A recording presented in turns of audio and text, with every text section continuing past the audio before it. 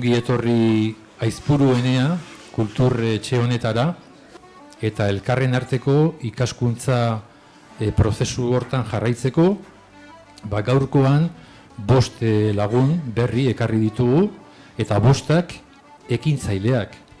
Zer da ekintzaile bat? Jakinen duke adibidez ikasketen inguruan, ikasketa horiek zuentzako baliagarriak izan diren ala ez. Es decir, hasta qué punto los estudios que habéis realizado os han servido para algo. Todo lo que he estudiado me ha servido o en conocimientos o en valores o en vivencias.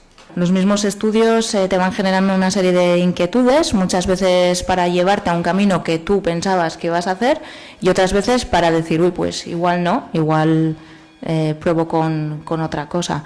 La mente se abre y empieza lo que dice, ¿no?, mi compañera. Es que te va poniendo, a cada uno le va poniendo en su sitio, ¿no? Más un poco en función del perfil de cada uno. Uztartzen dira momentu batzutan, ze enpresa batek baita ere eskatzen ditu, gero nire kasuan komunikatu egin behar da, zure produktua ezagutara eraman behar dezu, orduan ikasi duten horri ere aplikatu ezaket. Hasiera oso zaila da, eta zaila zure buru autoformatzea, baina azkenen autonomia lortezun burujabetza o independentzia, entre comillas hori, bai dela aberasgarria.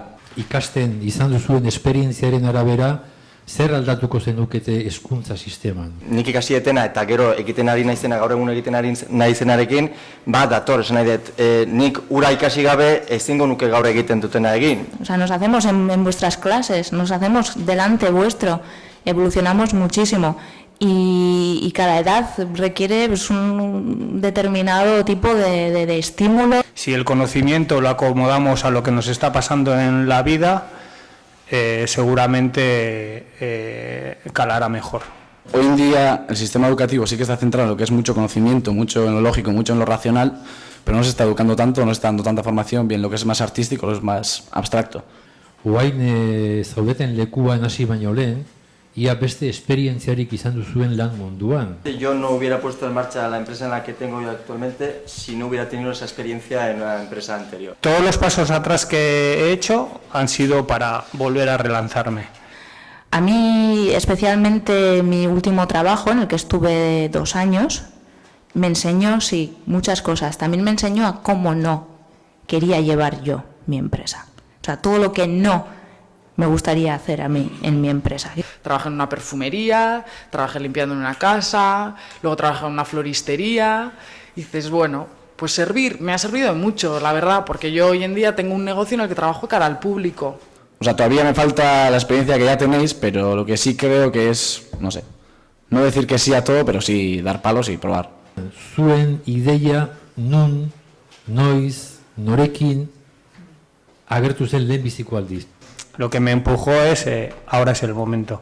Tienes la idea, hay el hueco y tienes los cojones de ponerte a ello. Vale, el momento acojone te puede durar más o menos, pero al final llega un punto en que decides ponerte en marcha, ¿no? Si el movimiento se demuestra andando, el emprendimiento se demuestra emprendiendo.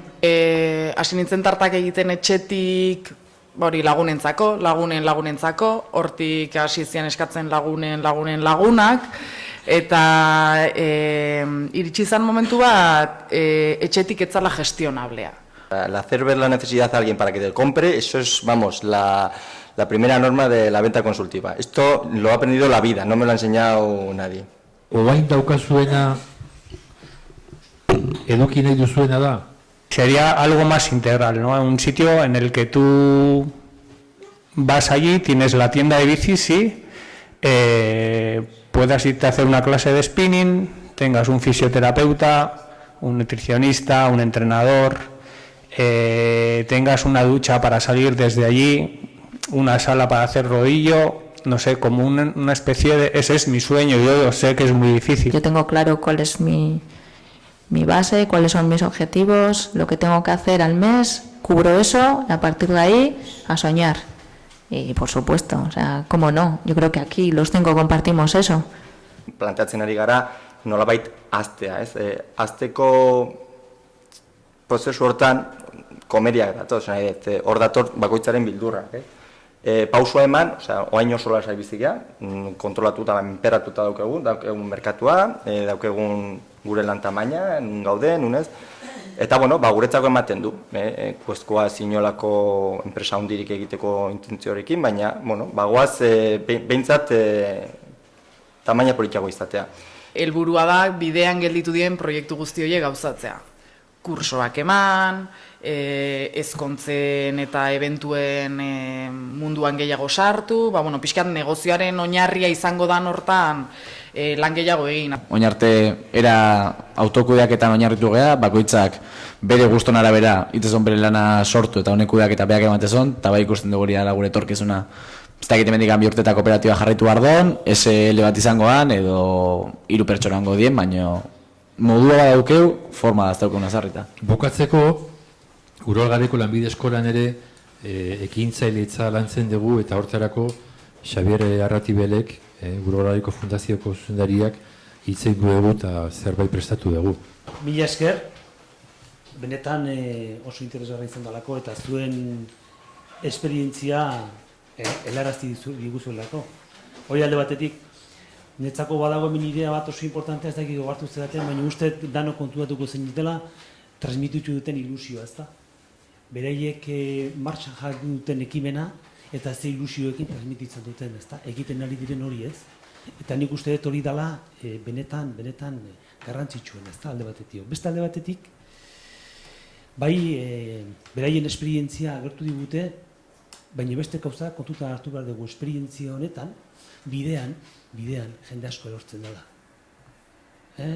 Eta, bueno, hor batzuk gutxi batzuk aurre egiten dira berain ideakin, baina kontudatu beste batzuk gelditzen dira bidean, baina ahaleginak egin gabe eta esfortzu hori gabe, ez dago ezer. Eta oroigarri txiki bat, Start Innovan programan, batxiergo bigarreko mailak parte hartu dutenak mesedez tetroa iztez ez da honea.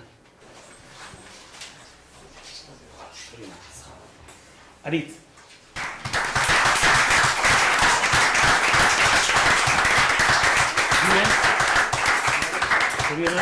Mila esker etorri zatelako, detaile bat izan da zuen aldetik, eta zuen esperientziak espero deguna da, nolabait arra hori sortzea, jendeengan ez da, eta gaur transmititu duzuen hori jendeengan eragina izaten duen. Mila esker etortzeagatik, eta guain emango dizuegu hori garri txiki bat.